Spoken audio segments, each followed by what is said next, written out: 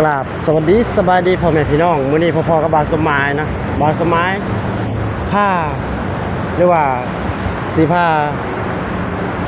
คนลาวกลุ่มหนึ่งเนาะพี่น้องที่ยังว่าอยู่ในถ้ำในรูเนาะอยากเห็นสกายวอล์กประเทศไทยเนาะเพิ่นเฮ็ดเนาะเบิ่งเอานี่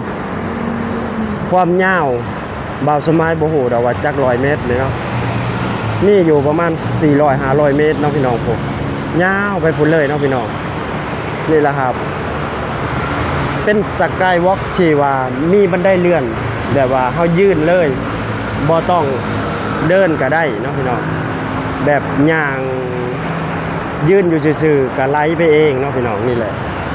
อันล้ำค่าทันสมัยเนาะพี่น้องเนาะประเทศไทยเพิ่นเฮ็ดเนาะแล้วก็ภาคถึงเนาะพี่น้องที่ว่ายังบุรีประเทศไทยเพิ่นอยู่เนาะว่าไปเฮ็ดเวียกอยู่ประเทศไทยบ่มีหยังดีดอกเนาะเพิ่นว่าป้าเท่าเพิ่นคือกล้าเว้านั่นน่ะเนาะอันนี้ก็บาวสมายขอเป็นตัวแทนของแบบว่า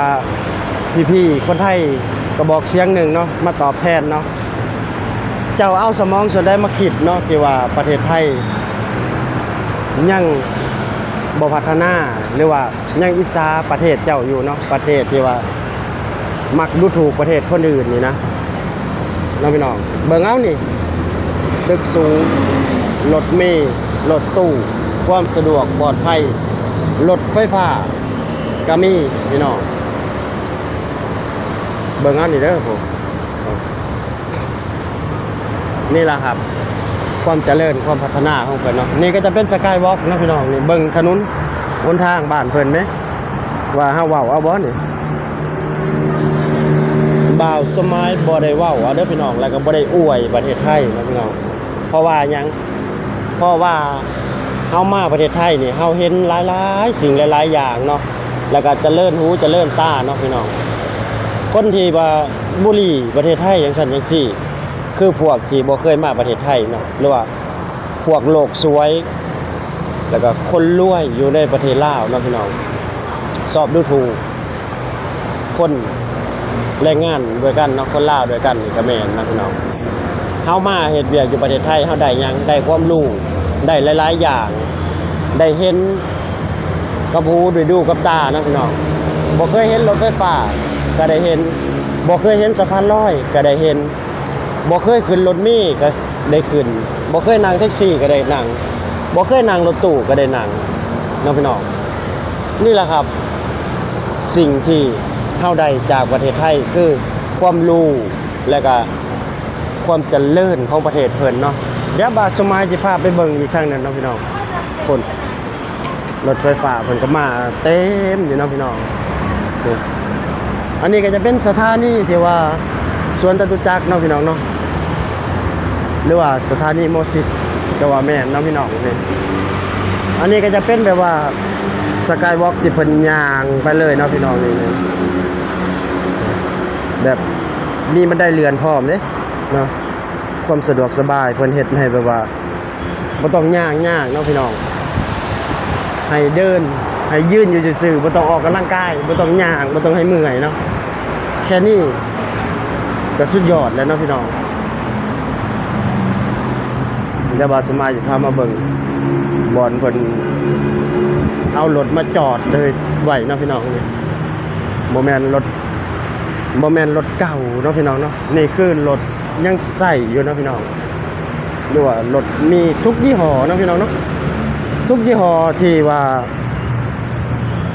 เพิ่นสามารถเอามาจอดไว้อยู่นี่เนาะพี่น้องแล้วก็ไปเหตุการณ์เห็นงานของเพิ่นเนาะนี่คือแปลว่าลานจอดรถเนาะพี่น้องนี่เบิ่งเอาเด้อนี่หรือว่าประเทศข้างเคียงเนาะบ่ว่าจะประเทศร่วมเลยเนาะพี่น้องเนาะทั้งประเทศเพื่อนบ้านแล้วก็ข้างบ้านเนาะพี่น้องหรือว่า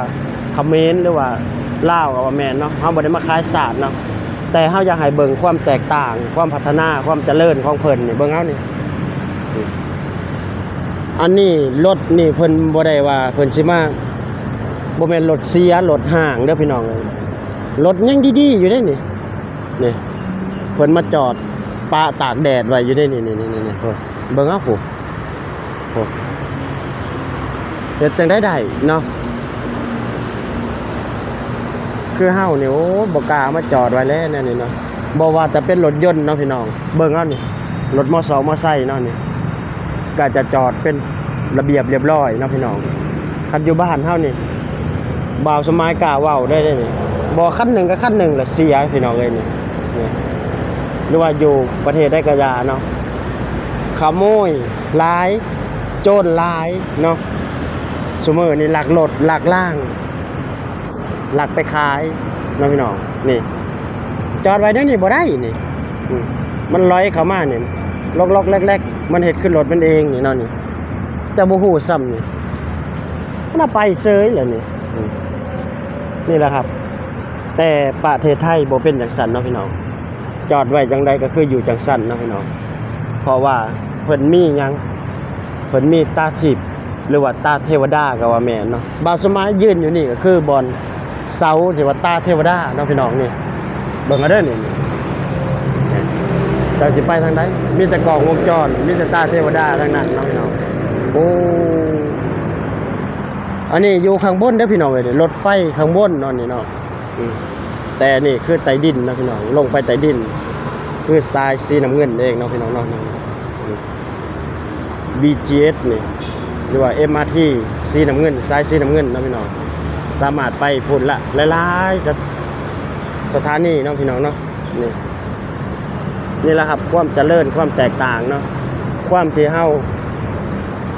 ได้ความรู้ได้ย้อนยังบางคนรถไฟเพิ่นชวนกันไปชวนกันมาพี่น้องเอ้ยผมความสะดวกสบายเนาะพี่น้องอยากไปทางใดก็สะดวกบ่ว่าจะทางรถทางบกทางน้ำทางอากาศมีเบิดเนาะประเทศไทยนี่โอ้ตอนสมัยนี่ออนซ่อนนั่นเด้ลิซ่าเนาะลิซ่าที่ว่าเพิ่นดึงดูดชาวต่างชาติดึงดูดต่างประเทศมาเที่ยวประเทศเพิ่นให้ได้เนาะพี่น้องนี่เบิ่งเอานี่ชาวต่างชาติทั้งนั้นได้ผมรถมีให้บริการทุกยี่ห้อเนาะพี่น้องเนาะบริการผู้ประชาชนเนาะพี่น้องอยากขี่รถยังอยากนั่งรถยังนี่อยากนั่งแท็กซี่ก็นั่งได้นั่งรถเมล์ก็นั่งได้เนาะพี่น้องมีเบิดโอ้นี่แหละครับประเทศไทยเนาะอาจสิบ่สวยบ่งามคือประเทศอื่นแต่บ่สมัยว่านี่แหละครับสวยที่สุดที่บ่าวสมัยเคยเห็นแต่ถนนหนทางนี่เนาะพี่น้องเบิ่งเอาจักเลนถนนหนทางบ้านเพิ่นเนาะสะดวกสบายฝั่งนี้ก็3ทางกลางก็3ทั้งพุ่นอีกได้บัดนี้1 2 3 4